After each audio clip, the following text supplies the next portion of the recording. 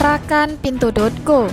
Penyidik Subdit Cyber Direktorat Reserse Kriminal Khusus Polda Aceh telah melimpahkan kasus penyebaran video asusila yang melibatkan mantan calon legislatif pada pemilu 2024 ke Jaksa Penuntut Umum. Direktur Reserse Kriminal Khusus Polda Aceh, Kombes Pol Winardi, mengatakan kasus ini telah dilimpahkan ke Kejaksaan Negeri Aceh Besar setelah berkas perkara dinyatakan lengkap atau P21. Tersangka berinisial MD alias Molly yang juga seorang influencer ditangkap di Depok, Jawa Barat setelah 2 kali mangkir dari panggilan penyidik pada awal Oktober 2024. MD dituduh menyebarkan video asusila melalui akun media sosialnya yang viral dan ditonton sebanyak 3,4 ribu kali. Penetapan MD sebagai tersangka berawal dari laporan korban pada 14 November 2023, namun penanganan kasus sempat ditunda karena MD adalah calon legislatif.